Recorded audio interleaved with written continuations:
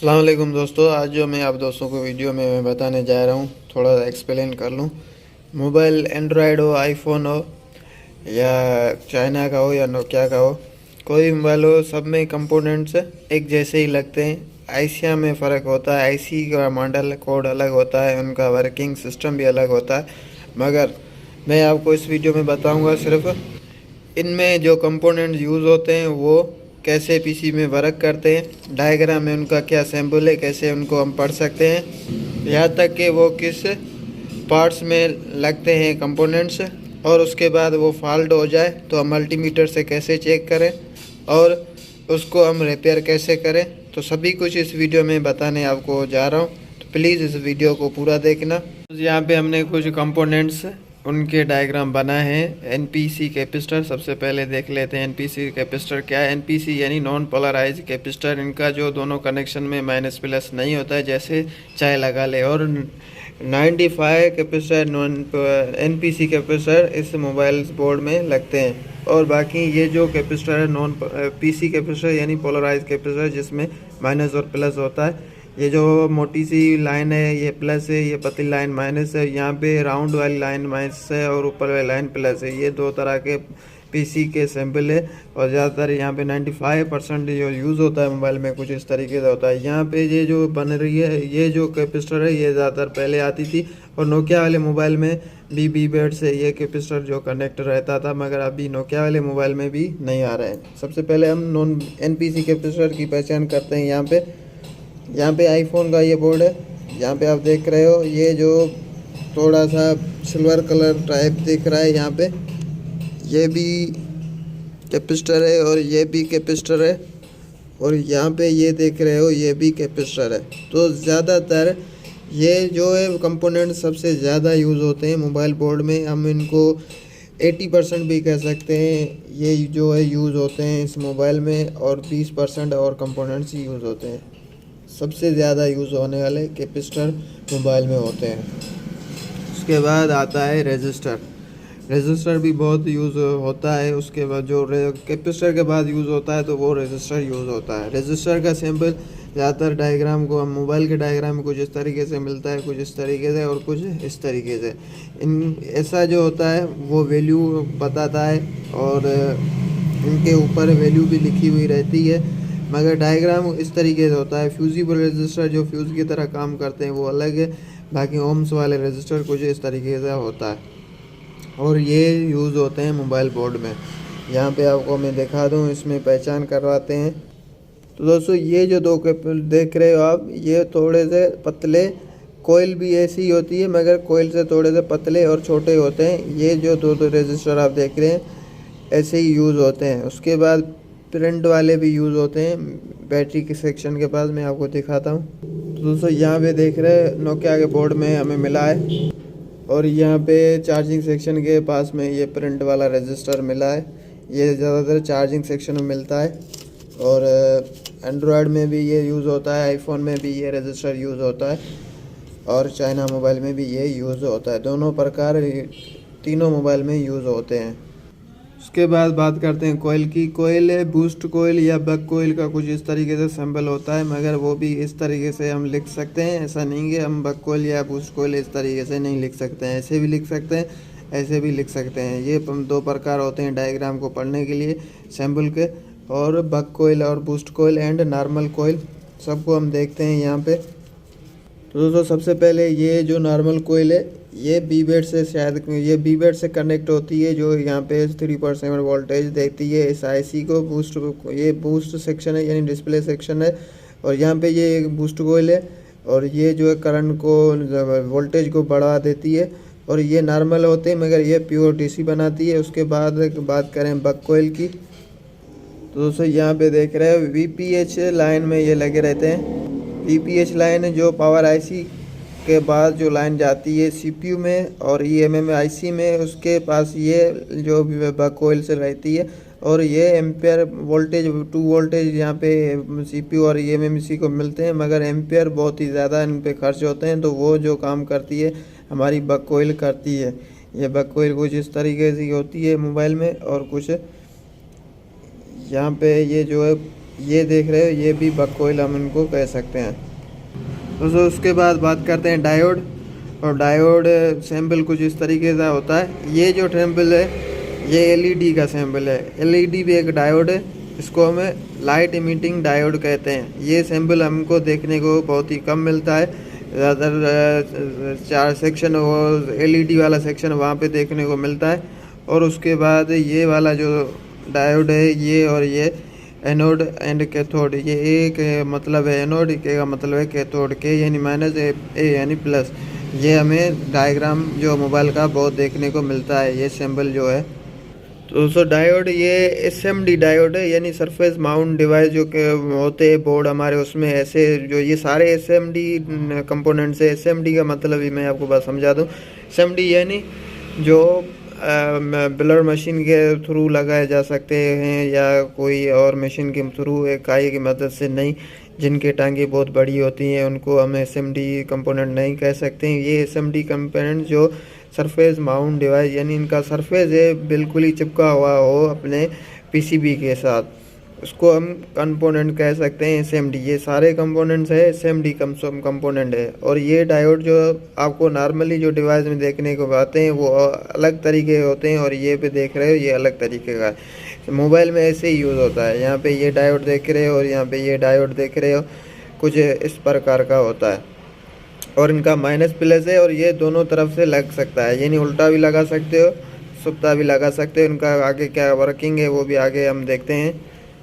उसके बाद BGT transistor, यानी बायो जंक्शन ट्रांजिस्टर, इसमें एक मॉसफेट ट्रांजिस्टर आता है, वो हम यहाँ पे नहीं यूज़ करने वाले। वो आईसी के थ्रू यहाँ पे पहले आता था, अभी मॉसफेट आईसी उस मोबाइल्स में कहीं भी देखने को नहीं मिलती है। पुराने मोबाइल में आती थी मगर अब जो है नहीं आ रही है। यहाँ पे ये बीजीबी ट्रांजिस्टर पीएनपी एनपीएन, यानी पॉजिटिव नेगेटिव टाइप आता है, एक नेगेटिव पॉजिटिव टाइप आता है। नेगेटिव पॉजिटिव जो होता है, यानी एनपीएन का जो एरो होता है कुछ बाहर की तरफ इशारा करता है, और पीएनपी का एरो होता है वो अंदर तरफ इशारा करता है। ये एक पहचान है जो हम डायग्राम में पहचान रखें, तो इस एरो के थ्रू हम पहचान रख सकते हैं कि एरो बाहर है या अंदर है।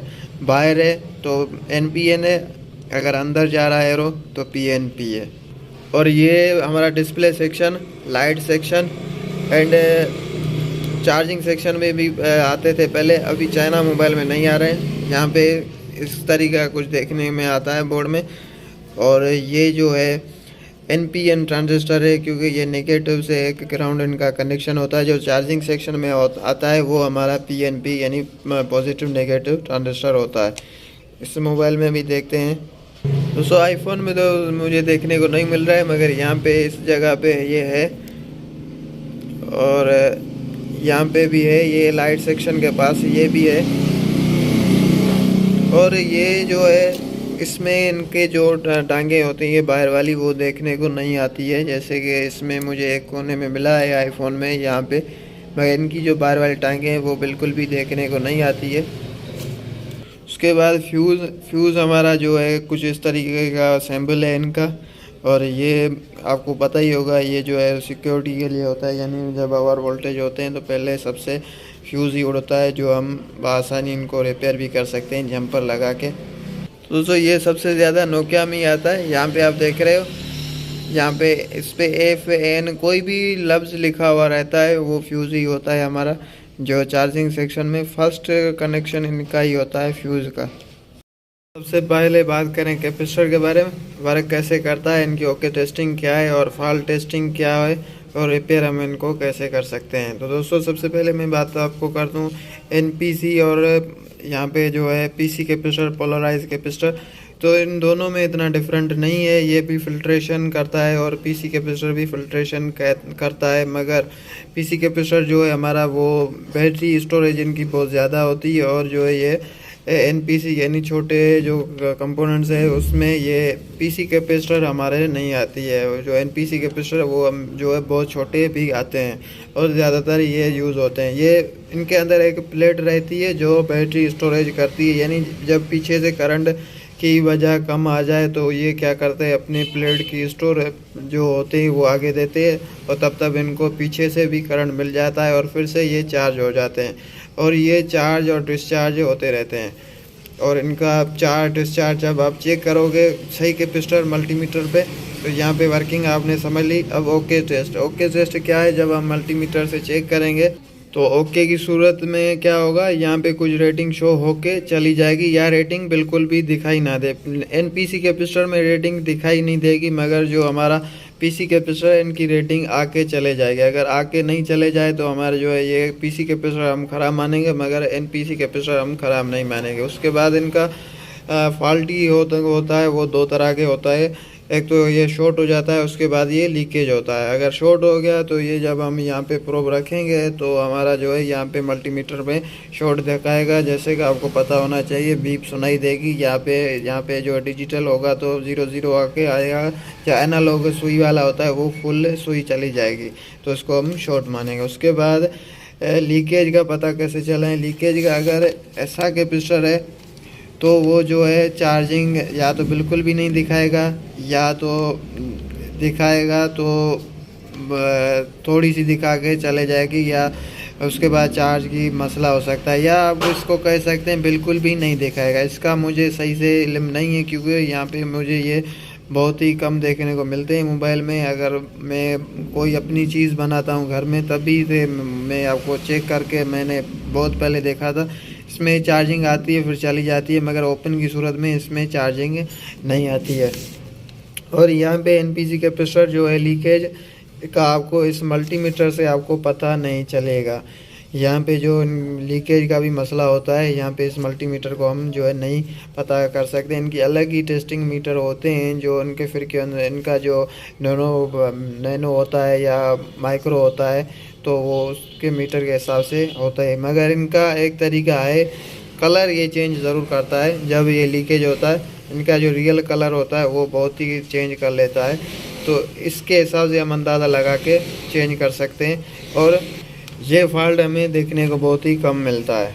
तो दोस्तों उसके बाद जान लेते हैं हम रजिस्टर के बारे में। रजिस्टर का वर्किंग कुछ इस तरीका है, ये वोल्टेज को कम करता है। यानी 3.7 अगर लाइन में वोल्टेज है तो आगे 2 वोल्ट चाहिए, तो हम वहाँ पे उस प्रकार का रजिस्टर ओम देख के वहाँ पे लगाएंगे, तो वो रजिस्टर क्या करता है, वोल्टेज कम करके आगे देता है। जैसे कि कोई पाइप है पानी का, पाइप के यहाँ पे पाइप पानी का बीच में जो हम यहाँ पे थोड़ा सा जोर देंगे तो पानी के जो पहली सूरत है होती है जाने की, वो थोड़ी सी कम हो जाती है। जब पाइप का प्रेशर होता है ज़्यादा और यहाँ पे हम जैसे प्रेस करते हैं पाइप को, तो क्या होता है, हमारा पाइप पानी आगे देना कम करता है। कुछ इस प्रकार से ये वोल्टेज को कम करता है। ओके टेस्टिंग इनकी कैसे हम देखते हैं, जैसे कोई रजिस्टर हमारा पीसीबी में ख़राब होता है, वो हम पीसीबी में भी चेक कर सकते हैं। पीसीबी में जो उनका ओम्स होता है वो आपको पता होना चाहिए। ये लीकेज भी होता है, लीकेज जब होता है तो वो ओम से ज़्यादा बताता है, यानी वो 10K का है तो वो 11 या 2K तक चला जाएगा। उससे क्या होता है, हमारा वोल्टेज बहुत ही ज़्यादा अफेक्ट पड़ता है। यानी 0.5 या 1 वोल्टेज आ रहा है तो वहाँ पे वो जाएगा 1 से 2 वोल्टेज, यानी ज़्यादा वोल्टेज कर लेगा। उसके बाद ये होता है ओपन, यानी बिल्कुल भी यहाँ पे अगर आप दोनों प्रोब एक इस तरफ रजिस्टर के एक उस तरफ रजिस्टर के चेक करोगे तो क्या होगा, हमारा रजिस्टर ओम्स नहीं बताएगा, यहाँ पे कोई वैल्यू शो नहीं होगी, इसको हम ओपन मानेंगे। और उसके बाद फॉल्टी जो हमारे रजिस्टर होते हैं, बड़े ओम्स वाले रजिस्टर, हम उनको चेंज लाजमी करेंगे। अगर चेंज नहीं करेंगे तो हमारा मसला हल नहीं होता है। अगर कम वैल्यू वाले हैं या बीप वाले जो होते हैं रजिस्टर, जैसे कि चार्जिंग सेक्शन में लगता है वैल्यू वाला, वो भी हम उन पे भी हम जंपर करके अपना मसला हल कर सकते हैं। इससे हम जो है रिपेयर कर सकते हैं रजिस्टर को। उसके बाद आती है कोयल।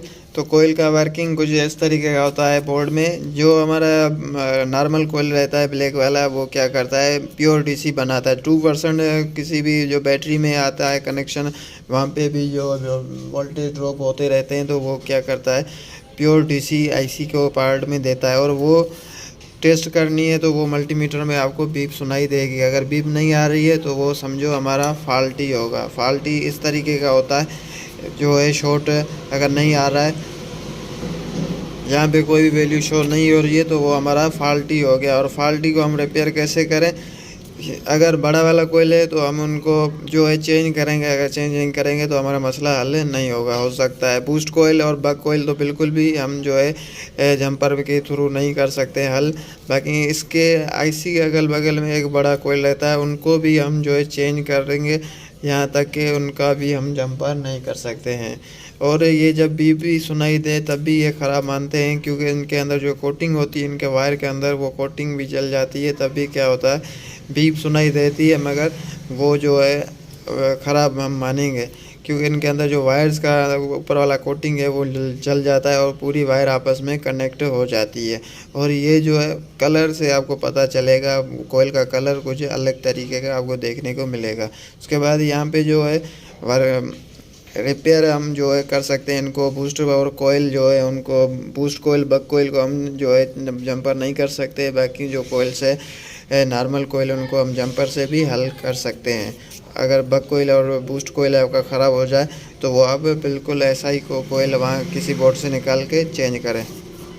तो डायोड जो है हमारा एनोड कैथोड, इसको हम माइनस प्लस यानी इनको इस साइड प्लस इस साइड माइनस और साइड प्लस इस साइड माइनस का भी कनेक्शन दे सकते हैं। ये रिवर्स में क्या करता है, वर्किंग इनकी जो है वह नहीं आती है, यानी यहाँ पे प्लस पे हम माइनस लगा लें और यहाँ पे हम माइनस पे बैटरी का प्लस लगा लें तो हमारा जो है वोल्टेज आउटपुट नहीं करेगा। अगर हम इनको सही लगाएंगे प्लस पे प्लस और माइनस पे माइनस, तो हमारा वोल्टेज जो है अगर 3.7 है तो 3.2 या 4 वोल्टेज आगे जाएगा। कुछ ये अपने आप में जो है स्टोर कर लेता है, ये जो रजिस्टर की तरह भी काम करता है, मगर ये रिवर्स भी लगता है और फॉरवर्ड भी लगता है। और अगर का आपका 5 वोल्ट का डायोड है तो यहाँ पे 7 वोल्ट आता है, तो ये जो आगे 5 वोल्ट ही आगे भेजेगा।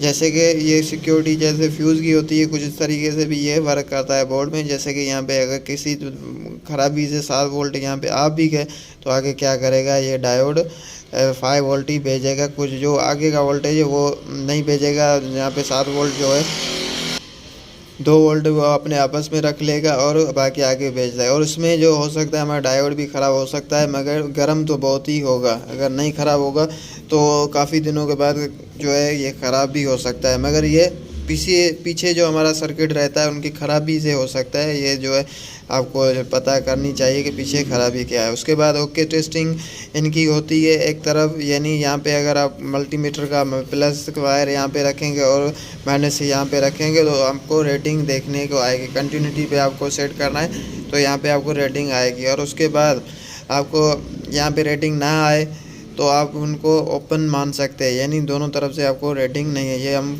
जो फॉल्टी टेस्टिंग आपको मैं बता रहा हूँ। ओके टेस्टिंग तो हो गई, एक तरफ रेटिंग आना एक तरफ नहीं आना, जैसे कि +2 प्लस -2 माइनस रेटिंग आना, और प्लस का जो है डायोड के माइनस पे और माइनस का जो है डायोड के प्लस पे रखेंगे तो हमें रेटिंग देखने को नहीं मिलेगी। ये हमारा ओके टेस्टिंग है। फॉल्टी टेस्टिंग 3 तरह की होती है, short, open and leakage. Short कैसे होता है, आपको डायोड में जो है शॉर्ट मिलेगी, यहाँ पे बीप आपको सुनाई देगी, यहाँ पे कंटिन्यूटी है तो 0000 देखने को आएगा, या सुई है आपके पास तो वो सुई फुल हो जाएगी।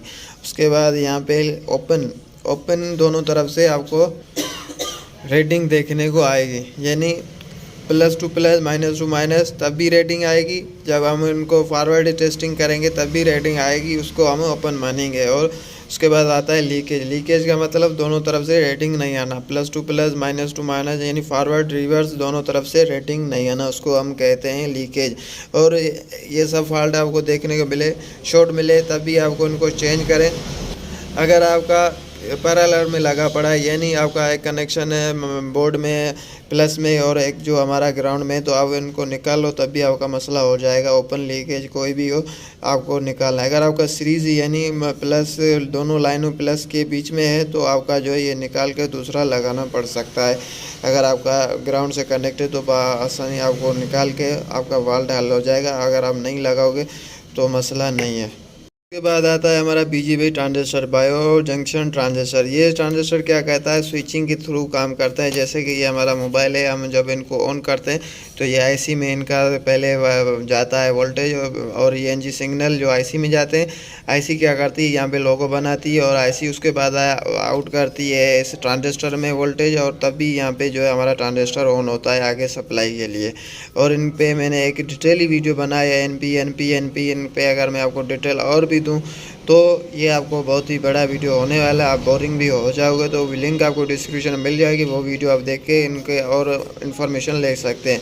उसके बाद फ्यूज़ का सिंपली काम होता है, जब यहाँ पे वोल्टेज 5 आ रहा है तो सही होगा। यहाँ पे जैसे चार्जिंग सेक्शन में फ्यूज़ होता है, जैसे ही वोल्टेज यहाँ पे बढ़ जाते हैं चार्जिंग सेक्शन में, क्या होता है हमारा फ्यूज़ सबसे पहले ही जो है यहाँ से क्रैक हो जाता है। यानी जब ये मल्टीमीटर से आपको इनकी ओके टेस्टिंग होगी तो बीप आएगी, अगर ख़राबी होगी तो यहाँ पे बीप नहीं आएगी। ये सिर्फ शॉर्ट होता है, और जो शॉर्ट होगा तो सही है। अगर आपका ओपन यानी यहाँ पे कोई वैल्यू, यहाँ पे कोई बीप नहीं आ रही है, तो ये आपका ख़राबी है। यहाँ पे आप इन पे झंपर भी मार सकते हैं और इनको चेंज भी कर सकते हैं, तभी आप दोनों तरीके से जो आपका मसला हल हो जाएगा। दोस्तों मेरे वीडियो आपको पसंद आई होगी तो प्लीज़, वीडियो अच्छी लगी हो तो प्लीज़ लाइक ज़रूर कर देना दिल से, और चैनल पे नए हो तो प्लीज़ सब्सक्राइब ज़रूर कर देना। तो मिलेंगे किसी और नेक्स्ट वीडियो में, तो तब के लिए अपना ख्याल रखना। अल्लाह हाफिज़।